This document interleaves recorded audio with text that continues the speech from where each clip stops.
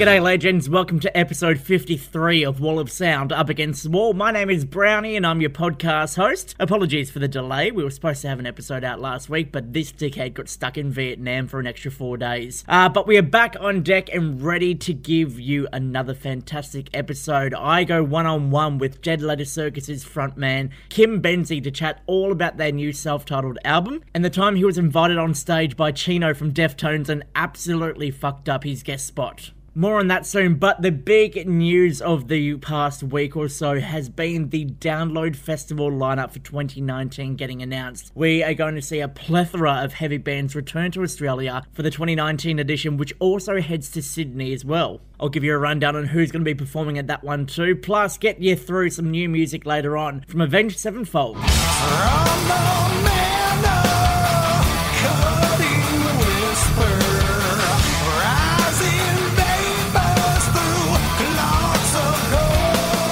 Now that song there, Mad Hatter, also caused a bit of controversy with fans and a bit of backlash too, so I'll talk about that a little bit later on. But now let's officially kick it off with these guys who just wrapped up an Australian tour. You can check out all the coverage from their Sydney show at wallofsoundau.com. But this is Polyphia with Goat, greatest of all time, on Wall of Sound, Up Against the Wall.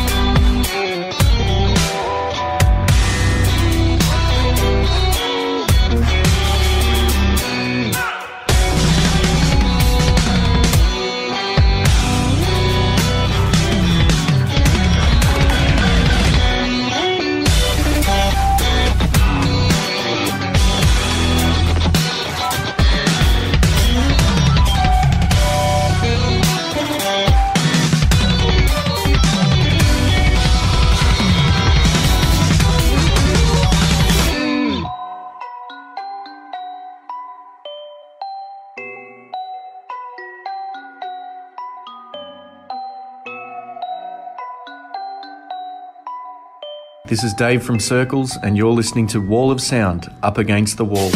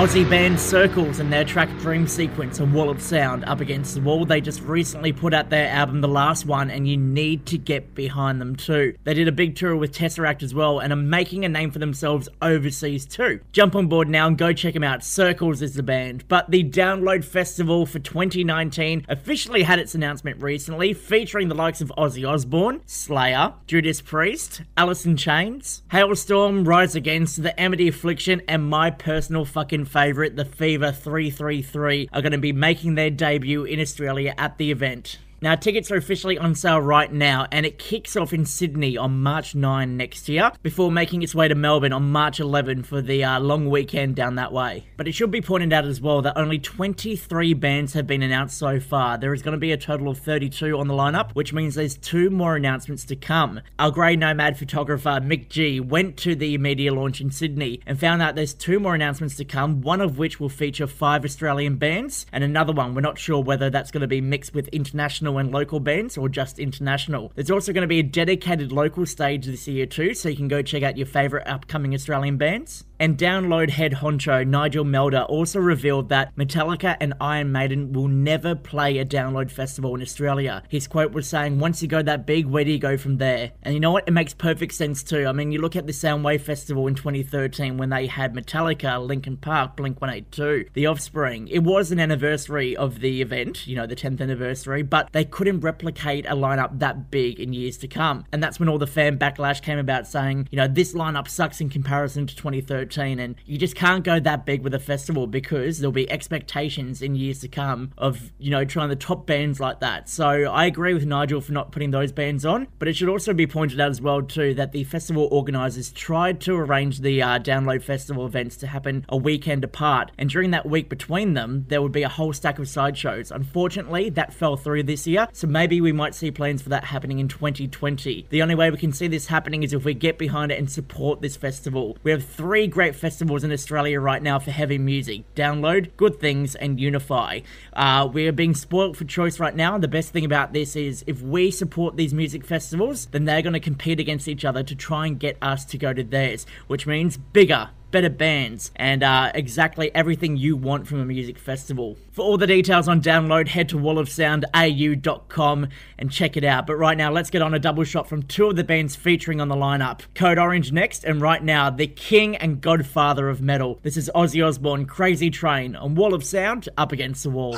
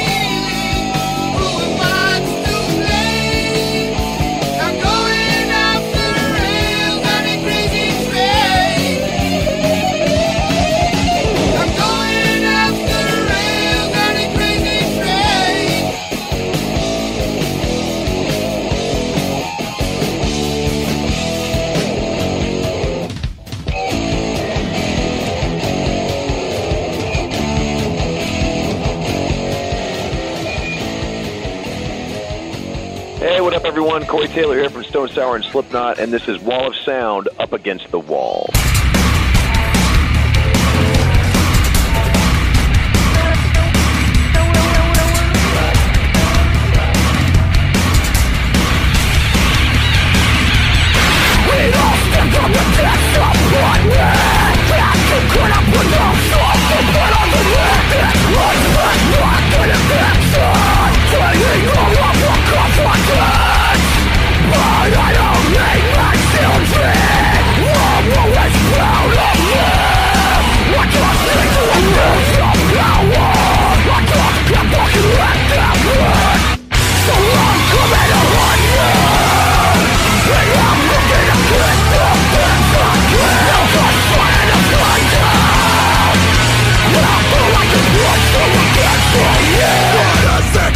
Stage we dance on, burning some sort of death out blood.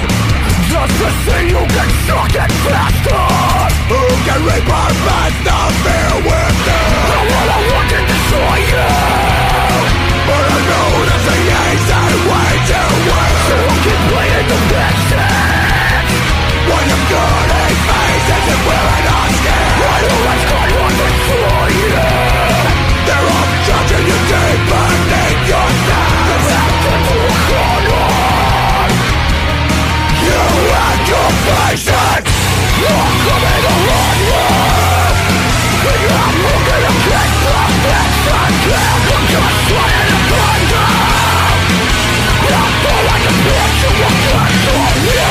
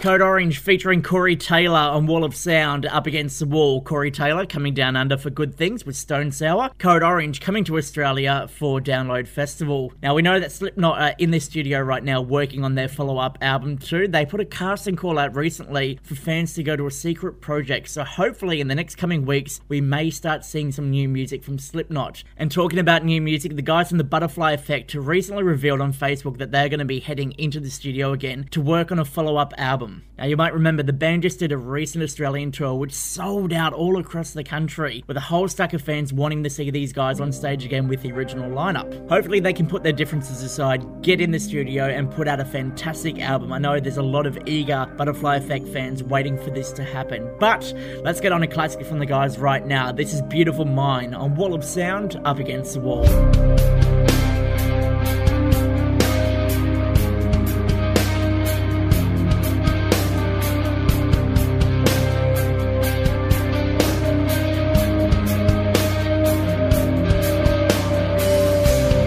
For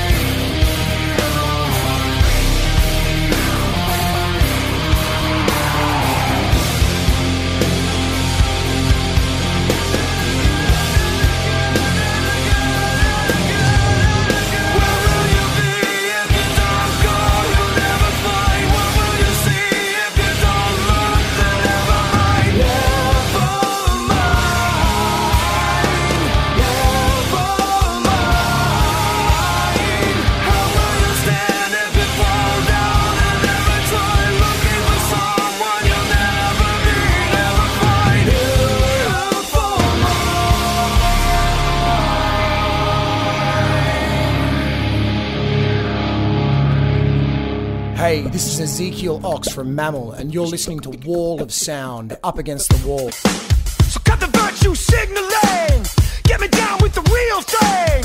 Cut the virtue signaling, get me down with the real thing.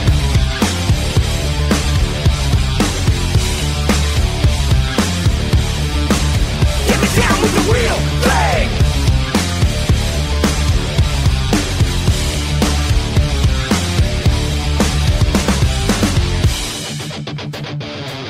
Where you from? Sing me a song. Never asked for permission and you never been wrong. Another bad motherfucker on the mic.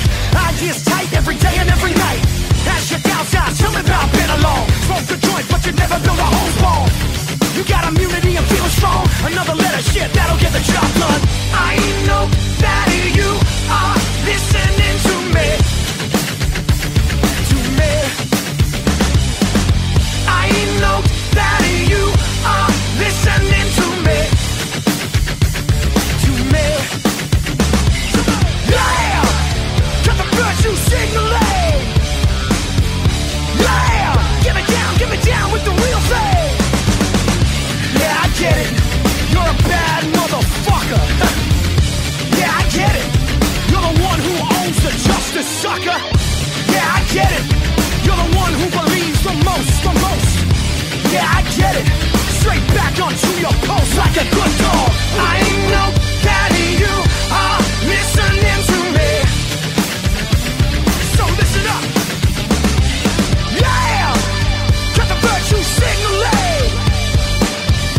Yeah! Get me down with the real thing. Yeah! Cut the virtue signaling. Yeah! Get me down with the real thing. Get me down with the real thing. Yeah, you got a fortress of cash around you. Where to get you, huh? Fuck your identity politics. Now give me some of that real shit, Petro.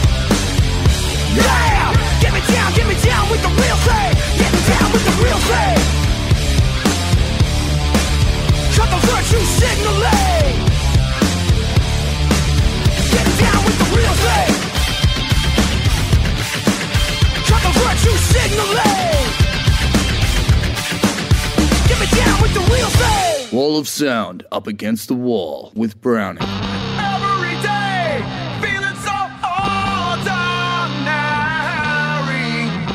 Every day I get on with her. Stuck in a loop, feeling so ordinary. Every day I get out of there.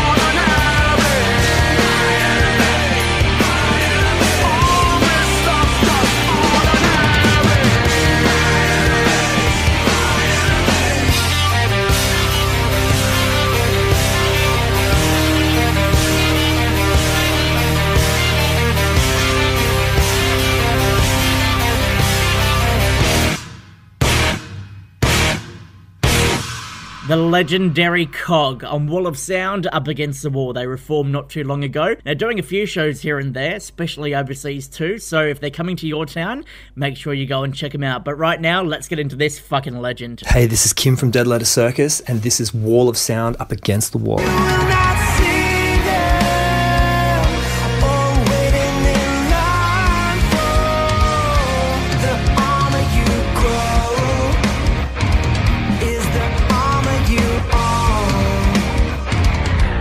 When he's not taking over your social media accounts during the Faction's Hardest 100, he's fronting the band Dead Letter Circus. They have a new album, and it's my absolute pleasure to welcome this guy to the show. Kim Benzie, how the fuck are you, mate? Mate, I'm bloody awesome. How are you? Pretty fucking good. Haven't recovered from you bombing me that time, but we'll get past that. Yeah.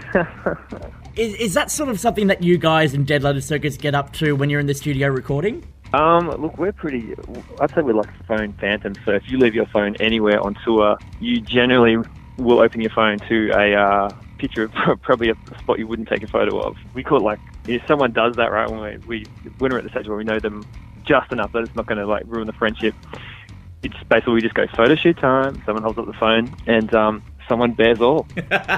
All right, well, let's have a chat. This new self-titled album, first of all, it shares the same name as your 2007 EP. Is this like the equivalent in the music world of naming your kids the same name? I've never thought of that.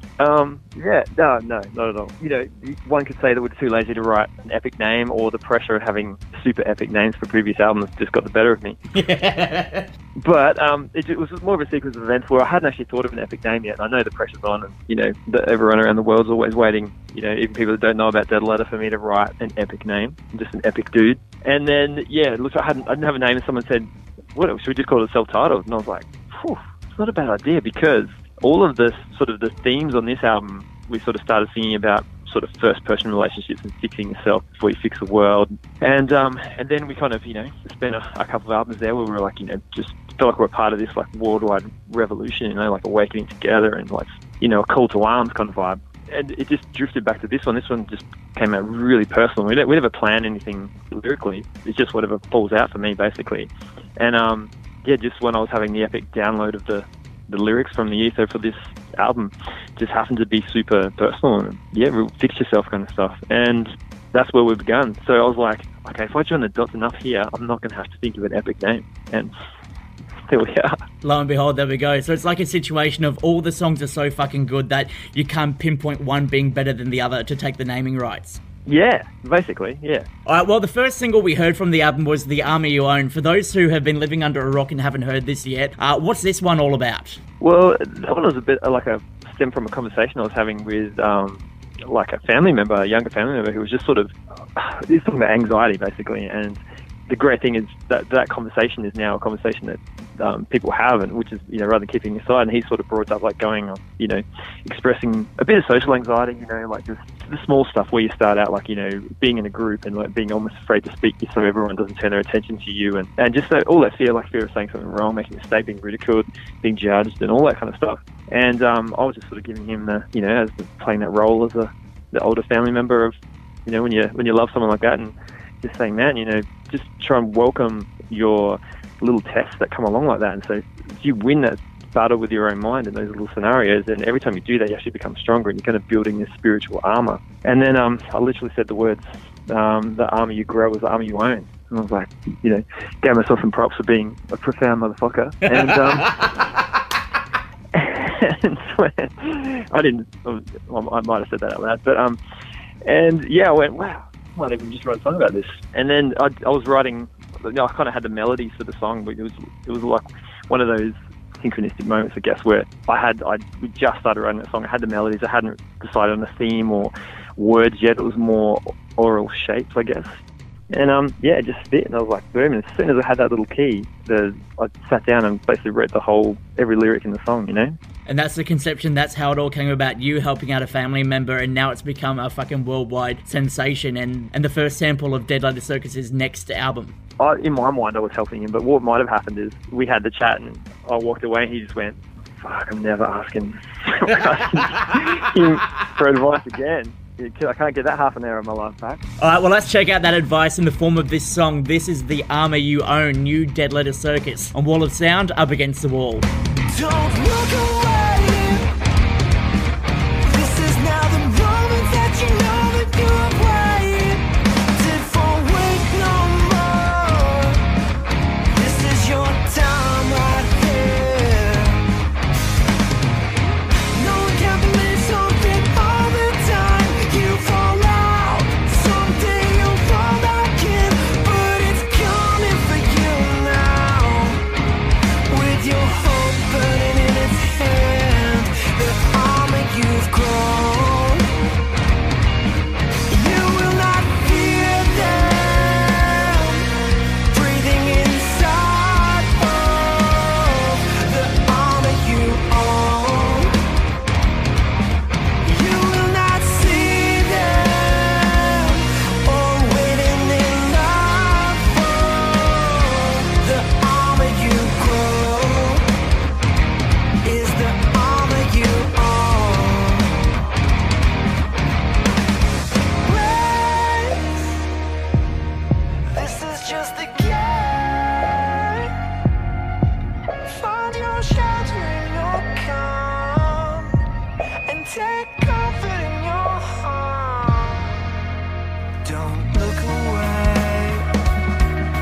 This is just the moment that you know that you create. So wait no more in this feeling. You will not see them or waiting in line for the armor you grow. Is the armor you own.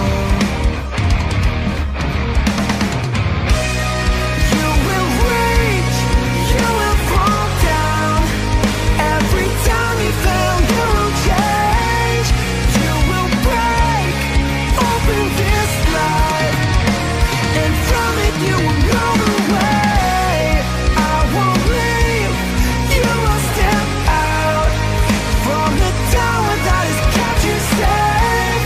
Home will be where you are now.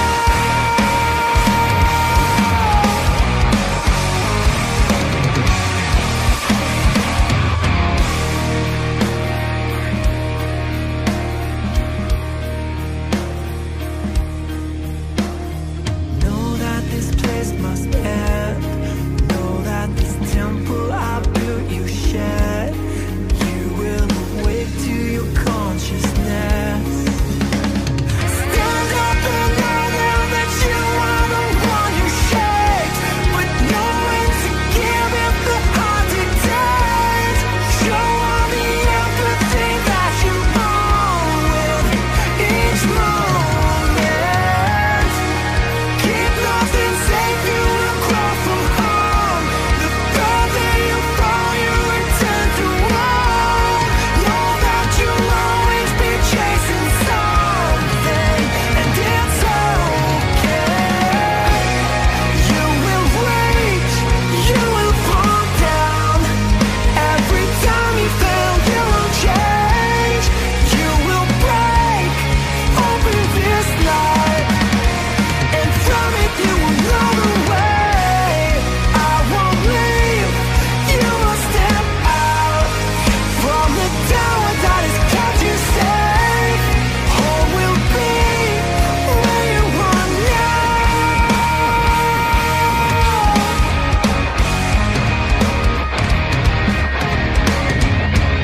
Single number one from Dead Letter Circus's brand new album, Kim Benzie from the band joining me now. Mate, you've had a couple of big fucking shows this year. More importantly, you opened for motherfucking Prophets of Rage. How was that? Man, that was a very, very goosebumpy experience. You know, it's kind of no secret that we're all, you know, massive Rage Against the Machine fans. If you had to pick one band that unified all of our musical tastes, you know, because everyone's pretty eclectic within the band, that's the one band, you know, that would win the, you know, the poll between us that we all love. And obviously this being a new incarnation of the band, really interested to see what it was like. And it was fucking awesome. If anyone's wondering, like, it was a new thing, you know, like forget tags that you put on things based on, you know, a few of the hugest, you know, Rage fan was Zach. this new version of the band is this new entity, and it was like one of the best things I've ever witnessed. Like, it was really amazing. And more amazing than the show was I was in the tea room making a tea, and I just like, this person just appeared beside me, as you do when you're in those backstage rooms, and just sort of looked across, and it was Tim from the band. Oh, wow. And we had this epic chat. He was a really nice dude. We're talking about we'd done a big day out together. I didn't get to meet them on that one, but just talking about like big day out tours and just fun stuff, and just it was one of those proper life moments where I was like going, I'm pretty sure I'm not coming across like a full fanboy, but inside I'm a full fanboy right now. Talking about those fanboy moments, obviously you'd have fans who come up to you all the time and like, oh my god, you know, Kim Benzie's here. I got a mate, Brooke, who did the exact same thing when you guys played a show in Brisbane one time. But for you, do you ever still have those moments where you get yourself out of the professional side and go, oh my god, I'm a really big fan, I want to take a selfie with you? Well, I guess that's the one thing that, because I've got no problem taking a selfie, but I'm probably like an E-grade celeb at a music festival, but maybe an F grade at the at Coles or something like that. But I'm acutely aware that a lot of those people who, if you are like fucking mega famous, like that would, you'd put a smile and take a photo, but deep down a little bit of them would just be over it. And so I try to make that the gift of when I meet someone, of our interaction, is I don't ask for a photo with someone. Yeah. But if someone's got a camera out, I'll like dive and backflip to get in it so I get that photo. But I wouldn't ask someone, I'd never have asked him for a photo in that moment, just because that's just what I'd like to give back, just give him a normal interaction, because so many people's interaction would be, I guess, one of, there's the adulation, but then there's that moment of the photo, you know what I mean? Because it's a new thing of the last 10 years where I just feel like, for those, if you're really famous, it would, no matter what you said, a little bit of you would prefer to not get one and just be treated as a human being, have a normal human interaction. Yeah. It's sort of become the norm now too, when you see someone famous, to pull the phone out, get a selfie, but you don't exactly have that conversation with someone anymore. That whole, thing about meeting someone has gone. It's just all about the photo and shares. Yeah, the photo, so that they can make it, to tell someone something, later on about it. On the topic of fanboying and Big Day Out, I wanted to bring this in. Obviously, one of the big moments of your career so far is jumping on stage with the Deftones guys in Big Day Out 2011 singing Passenger. Was that for you the moment where you realised, fuck, I'm stoked doing what I'm doing for a living? Man, it all happened so quickly. So how it came about is Chino really rates himself as a table tennis player, or him and Steven, I think it was. And I'm actually fucking ripping at table tennis, because I've wasted tens of thousands of dollars in music studios when we should have been recording playing table tennis. And I basically challenged them with one of the band members who was the worst ping pong player I've ever seen. So I basically ended up just saying, just stand on the edge of the table and I'll do all the hitting. And anyway, I smashed the Deftones in table tennis, and we're just sort of joking around, and like they're a little bit dirty, it was fun. But I just said, oh, so does anyone ever get up and do Passenger? Because they were playing that song every night, and he was kind of singing it. There was veins popping out of his head. And he goes, wait, you want to get up? And I don't know if he was just trying to throw the challenge down because I beat him at table tennis, or, if that was it. Because, when someone gets beaten at table tennis, it's a bit, you kind of hate the person a little bit. And anyway, I just went, dude, I fucking love to. It's one of my favourite songs. But what it actually did turn into for me is I get really nervous about shit. Like, sometimes for a walk on stage, my hand will be uncontrollably shaking, and it's like, be praying for the power to go off or something. And it's just something I personally deal with all the time when it comes to performance. And that obviously was a real epic moment. Like, it was kind of like, as a conversation, sounded awesome. Getting to do it, I was like, holy fuck. Like, even now, my heart's beating thinking about it. Yeah. And all of my friends, because it was like literally, it wasn't like, we'll do it tomorrow. It was like, okay, we'll do it, in a couple of hours, an hour or something like that. And so all of my friends are going, oh, dude, well, don't step on the Chino box, because he had this epic thing that he was touring around with. It's like a ramp, and you walk up. All of them had said, don't tread on this Chino box. And I was like, okay, cool. Yeah, I guess I'm just a guess. It's probably the right idea. Anyway, because we were playing the same stage as those guys, I was really familiar with, prowling around it, I guess. And the first that we got on there started, it was all going good. The second that we hit the chorus, we both just rolled up onto the Chino box, like it was my Chino box. And I had a moment where I looked at my feet and I went, holy fuck, I'm on the Chino box. And I sung the second half of the chorus first, and I just threw my mental confidence out so much, because I went, oh my god, one of the greatest moments of your life, and you've just sung the wrong bit in the wrong spot. And So that's a bit of a common theme for me with like amazing epic moments. Generally, just accompanied by some kind of clumsiness. You know, like just I'm a super tall, skinny white guy with that if someone's going to fall off a stage or do something or whatever, it's definitely me. And it's just that's my contract with the universe, I guess, is that I'm never ever going to get a big head about things because there's just 90% of my life involves some kind of stumble and awkward moments and things like that. But like I'm not Devo about it. I have a laugh about it, and I'm openly admitting it in front of all your listeners here. But yeah, I sung the wrong bit in the wrong moment, and it rattled me so hard. And then it was cool, but I think Chino was stoked because I beat him at ping pong. He was like, you forgot the words to my song. It's a situation of like you win some, you lose some. He could have got someone else on there, but he got you instead, and now you have that level, so when they come back down under again, it'll be prime time, and that's exactly what you both need to do to beat each other to regain your dominance again. Well, yeah, I saw him in LA in a club, and yeah, I could tell there was a bit of, if there had been a table there, it would have been on. So, yeah. Look, and if that opportunity comes again, I'll represent Australia as I did on that day with all my heart. And I'll put him, I'll make sure he knows that when you step onto a table tennis table in Australia with Dead Letter, you're just Chino. You're not Chino from the Deftones. Well, let's hope that day comes very soon. But until that point, let's give you a chance to redeem yourself right now and get on that Deftones classic. This is Passenger on Wall of Sound, Up Against the Wall.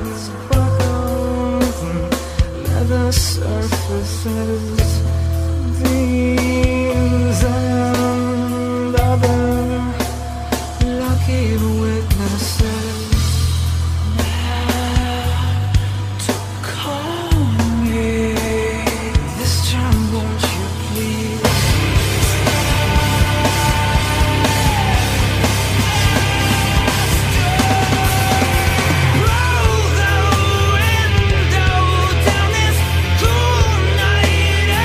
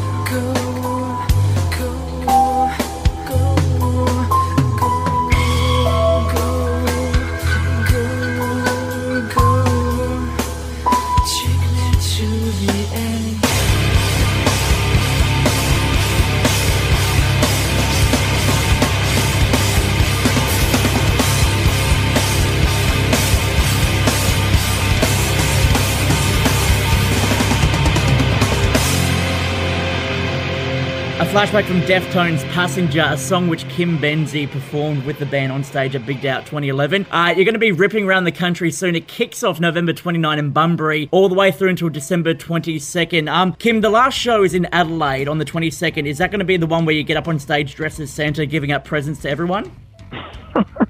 It's not a bad idea, mate. I don't know. Oh, look, I'll take it on board. I'll probably be more of an elf, than a Santa, just based on my physique. But, yeah, look, that's a bloody good idea. Adelaide's usually, it's a crazy place to end a tour. Like, just so happens that a lot of Australian tours end there. So it's kind of a weird place to party in because it's, heaps of places shut down. There's a couple of weird underground bars, or you end up at the casino, which is where everyone funnels at the very end if you're a true stayer to the party. And, just the weird interactions you have at, because we don't finish work till 1 o'clock in the morning if you really think about it. So everyone is way ahead of us by the time we do an after-show party. And catch up with everyone. But, in saying that, if fans, obviously at that point, at the end of the tour, if they want to catch up with you guys afterwards, is that cool to pretty much, come say g'day and, wish you guys a Merry Christmas as you head into the festive season? Oh, man, we have no boundaries with that stuff. I really, maybe it's a benefit of not being, not getting mega famous or anything in our career, but I love those moments of talking to people. Like, I find that they're some of the most memorable things I take back from tour, and especially some of the most intense ones, because Dead Letter's like quite intense music, so a lot of people have it for the soundtrack to their intense moments. And when people share that, like, often I have like goosebumps going down my arms, going, "Holy shit, that's intense!" I love that shit. It just goes to show the effect that the band is having on people. You guys have been doing it for so long after all this time, and we personally can't wait to see what you guys have on tour. You can get your tickets and the new self-titled album right now from deadlettercircus.com. Kim Benzie, thank you so much for the chat. Yeah, thank you, man. You can only see so far when both your hands are covering your eyes. You don't have the time. Tell yourself that greatness comes before the selfless. Take it all for you. Step back into line. Hoping maybe one day everything you want will fall into your hands. You don't need to try. Thinking what your eyes can't see is not your problem. Speaking of the truth, you don't need your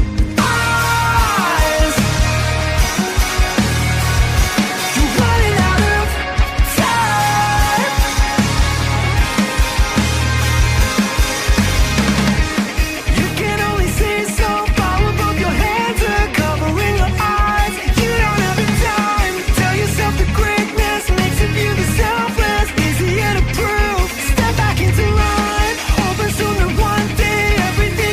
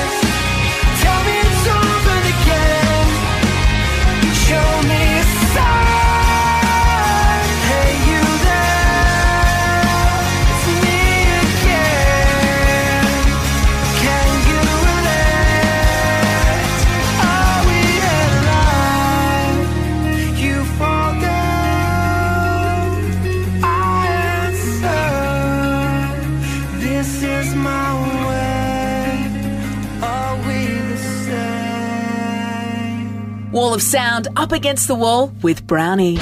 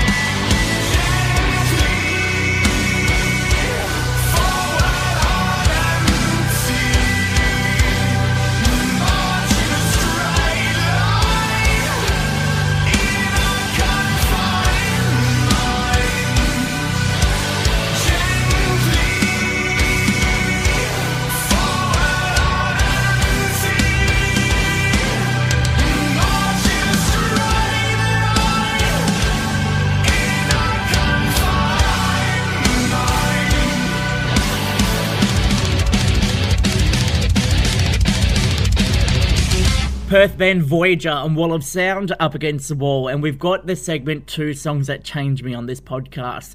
This is essentially your chance to take over and request 2 songs that changed your life, got you into a specific genre, band, whatever the story is behind it. I want to hear from you. Now you can hit us up at the Wall of Sound Facebook page, just search for Wall of Sound AU. We're also on Twitter and Instagram if you're that way inclined. Just send me a message, tell me the 2 songs that changed you, I'll get in contact with you and we'll get you on a future episode. This time around Sound, it's Parente. Hey, it's Parente. I'm 1/3 of Collective Noun. I'm a Wall of Sound writer and I'm a bit of a prog fan. The first song that changed me was Coat by Carnival off their first album. This was back in the days when I was busy listening to my boring stuff and I kept hearing all this cool music coming from my brother's room. Turns out he was playing stuff like Tesseract and Cog and Carnival, whatever. So he showed me this song, and as soon as that sort of like asynchronous riff and rhythm at the beginning hits in, I was like, this is some cool stuff. So that was the first one for me.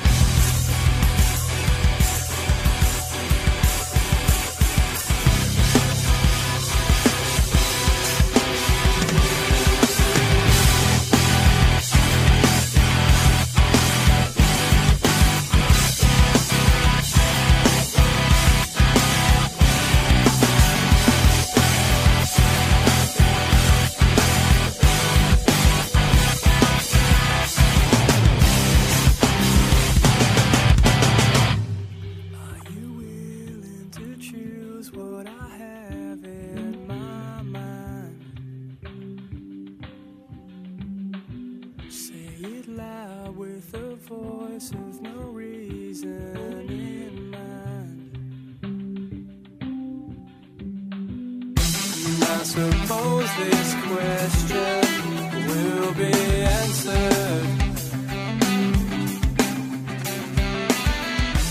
I suppose the answer's here to save us. Have you heard, have you listened lately? Single word, single vowel, yet nothing frustrates me. Now I don't think you like me now.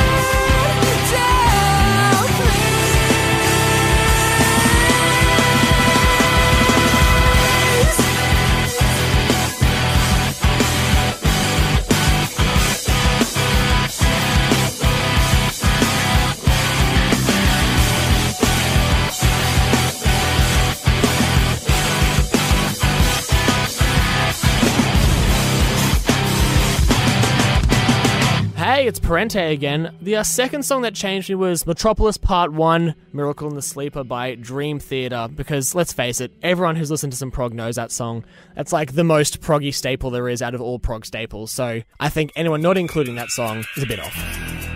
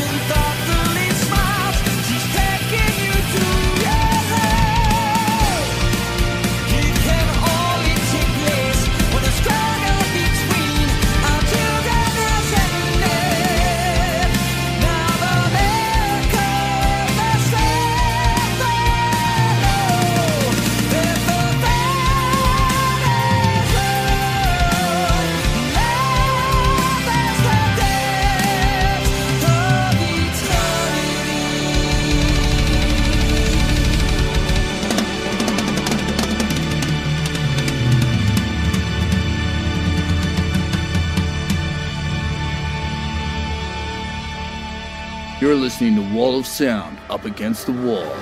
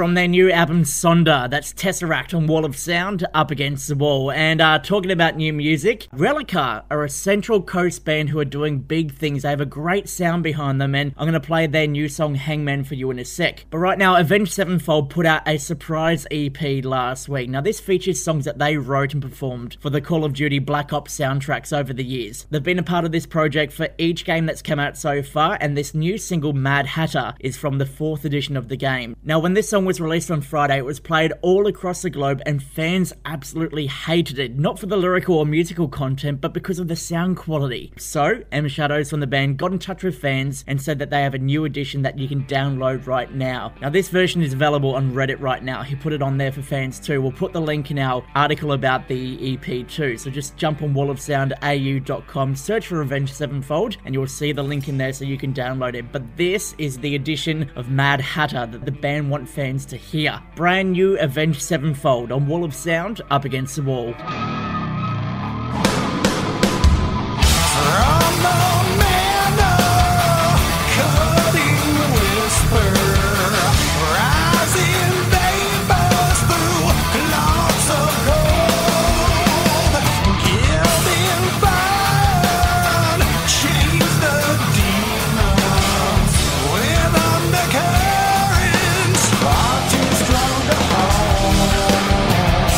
Sun burned out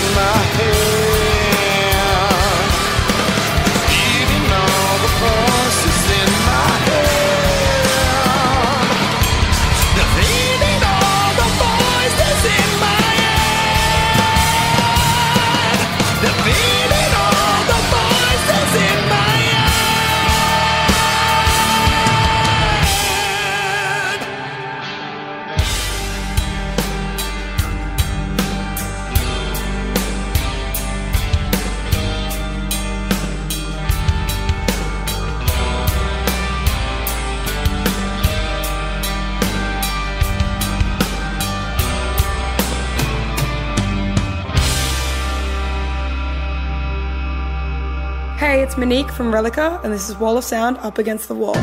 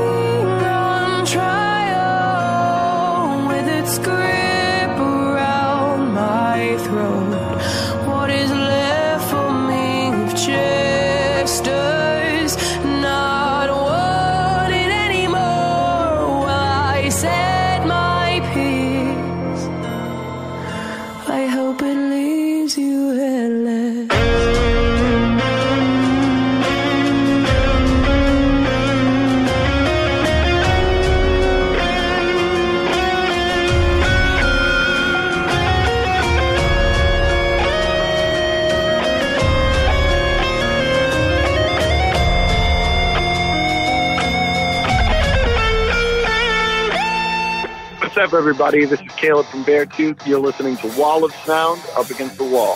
This is manipulation!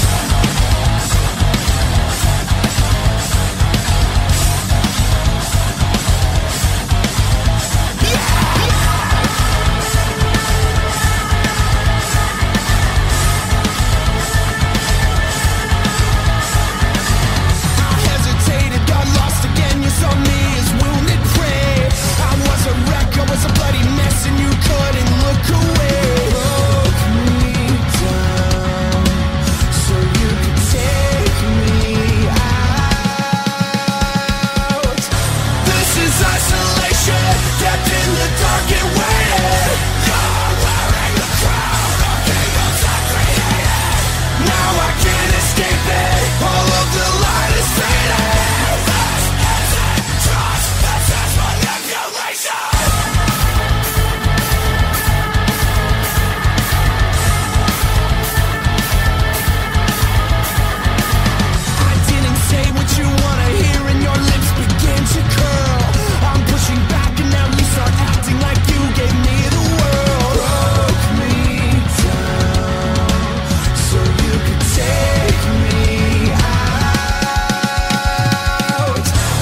This is isolation, kept in the dark and waited. You're wearing the crown of things I created. Now I can't escape it, all of the light is faded. This isn't trust, this is manipulation. I don't need you. This isn't trust, this is manipulation. I don't believe you. This isn't trust, this is manipulation. You've got hell to pay, you'll get what's coming to you.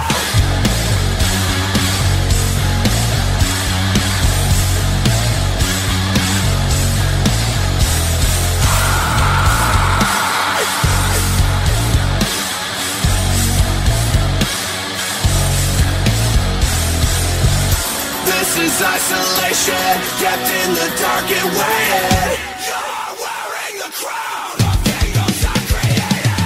Now I can't escape it, all of the light is faded. This isn't trust, this is manipulation. I don't need you. This isn't trust, this is manipulation. I don't believe you. This isn't trust, this is manipulation. This is manipulation. This is manipulation. As if I wasn't going to play that band on this podcast, unfortunately, due to the fact that I was stuck in Vietnam, I missed out on a golden opportunity to have Caleb Shomo from Beartooth appear on a podcast episode. But that doesn't mean I can't talk up the album. It is fantastic. The new album, Disease, comes out on Friday, and it is fucking phenomenal. If you've been following this band for years, you know that Caleb writes about his mental health issues and his struggles. He puts them into songs which is just so fucking relatable to absolutely anyone going through this themselves. Now, this album has something for everyone. They are heading in a mainstream direction, so there's a lot of softer, melodic-driven songs, but there's also the heavier songs like that one there, Manipulation. There's also Bad Listener and another one as well, too. I'm not going to tell you about that one, but if you want a sneak peek ahead of tomorrow, head to wallofsoundau.com and go check out my review. I've given it a 9.5 out of 10. I love it that much, and it is a dead set contender for Album of the Year alongside Amy Shark and Parkway Drive. So do yourself a favour, get behind the band, go check out their album, purchase it if you can, and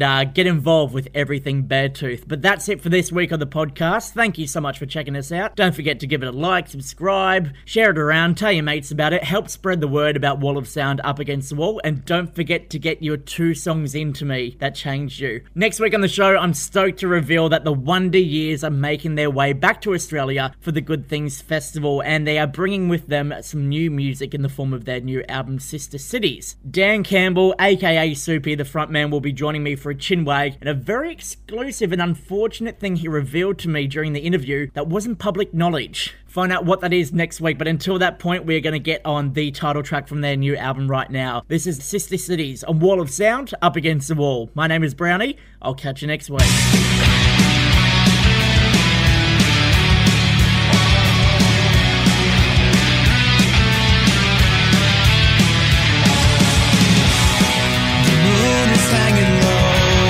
Central Station. I watch the buses leave in silence, bound for foreign distant places. The Andes hold me close, a mother's only son. I feel weightless in the valley, like I'm everywhere at once. I'm laying low, a stray dog in the street. You took me home with Sister Cities.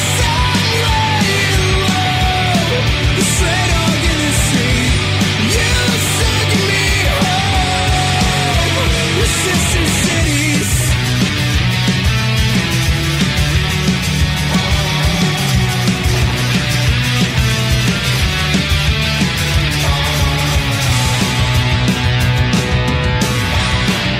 We came here abandoned, an old brick-faced apartment, rusted swing set in the courtyard. Like the one that I was born in, and I'm guarded like I'm wounded. My first instincts always run. I wanna turn to steam, I wanna call it off, I wanna